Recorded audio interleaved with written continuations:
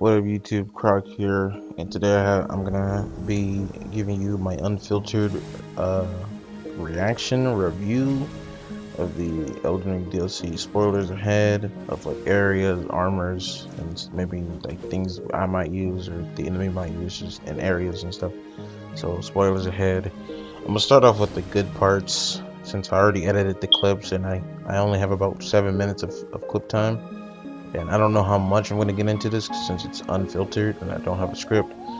So starting off with the good parts, the area design, beautiful. I remember that, like this area that I'm in, it's just like a bunch of purples and blues and like I would have never like it's some shit that you've seen in your dreams and then like it's even more beautiful. Uh, like when you're exploring on the horse, it feels amazing. It's just classic Elden Ring stuff. It's the art design is unmatched, only by like Capcom. Only it's not even like they From Software surpassed it. They'll do something that's like Capcom and then put 5 points extra into it. That's how good From Software is with the art design.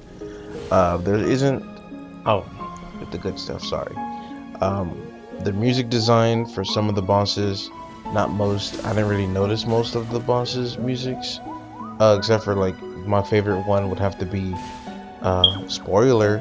It's the Madness, the Lord of Madness. Or the Lord of Chaos. His boss theme is crazy. I can't really remember too much because I don't know. It just seems like a bunch of music was like rehashed or like it remixes of already previous musics. Uh, but the Lord of Blood one, or sorry, the Lord of Frenzied Flame one, he's pretty tough. His boss theme is tough. Uh, Art design good, music good. Difficulty was good, despite me being max level, new game +9. It was still good. It still gave me a challenge and a run for my money. I thought, me being 713, new game +9, I thought the base game was one-shotting me, somewhat, depending on the armor I was using, the setup, right? If I did it wrong, they two-shot me, three-shot me, like normal. But in the DLC, it's about the same, if not slightly more, because you need the Scatman dude tree fragments. But you can get those easily just by exploring. I'm pretty sure there's like one or two in every area. There's 50 of them total. Spoiler. Uh, but yeah, pretty good difficulty, pretty good music, pretty good art, out atmosphere, theme, exploring. Now for the negatives. Before I do that, if I had to rate the positives, I'll give it like a six out of 10, 6 out of 10 so far. Now I'm gonna get the negatives. The reason why I say 6 out of 10 for the DLC being good so far. If you like the typical From Software player that just likes, I like the dodge and roll, and I like the strength build, and I like the creativity, and you're like debating whether to get the game. I wouldn't worry too much if you like Dark Souls or Bloodborne, stuff like that, and you like the funny circle, or sorry, roll R1 game. You know, get the game. It's fine. You get everything that you like. It's fine. But for the extra stuff here for like PvP now. All right, one negative would be that the open world is too open and there's just nothing in it. There's much of times where I've been on torrent and I'm just exploring and there's literally nothing. And sometimes like people don't use crafting materials like that. So you'll just like be on your horse in your open world and you'll find a crafting material and you pick up one flower and he gives you one flower instead of like an abundance of like three. So typical like not being able to farm an abundance of materials quicker, especially when you can't buy them from the Twin Husk Maiden. So yeah, that's one negative. Another negative would be not having 6 players. Having 6 players would just fix the engagement in PvP. constant invasions, maybe even fight clubs. You'll see fight clubs return. Honestly, I don't even think 6 players is enough. Maybe 7 players, bro, because it's not PvP right now is not in a healthy spot. So that's 2 weapons. They added a bunch of weapons. That's a positive, but it's also a negative because they added a bunch of negative. They affected the poise values of like the bosses and the stagger values of us players.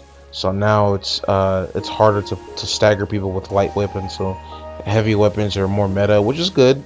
But light weapons, if you use like sword and board, like sword and shield, like a carrion setup with the carrion sword and the shield, just a basic knight, you know, your playstyle is gonna be a lot more harder because your R1 can't stun anymore.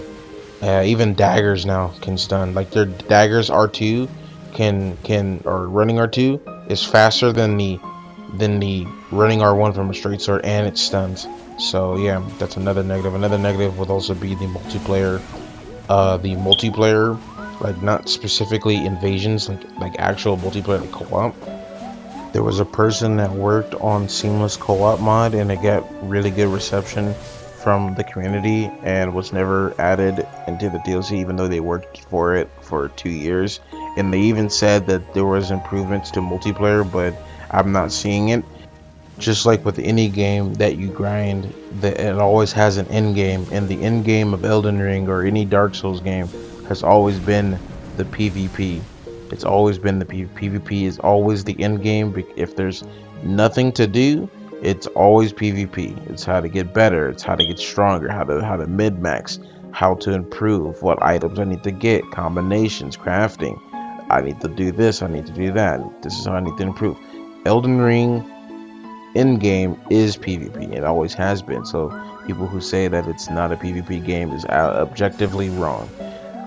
From Software have to know that the game is in a very bad spot right now. At least the end game of the side of it, the PvP side. The PvE side, I don't know. I don't care. It's always the same. It's the funny roll R1 game, which is fine, but they really need to do something about the multiplayer for either this game or the next title. If not, I'm afraid that the multiplayer scene of the community will be very depressed, because we're already hitting rock bottom with the amount of constant ganks that we're forced to invade. We're forced to invade constant 3 players or 2 players because of how the system works, where you can only invade 2 players, and then you can never have a thing. If you ask me, I would rather host a fight club, but there's no point hosting a fight club with 4 players. It just logically just makes no sense. Anyways, From Software, fix your game. 6 out of 10, 4 negatives, 6 positives. Anyways, have a great day. Bye. You're a bitch for that one.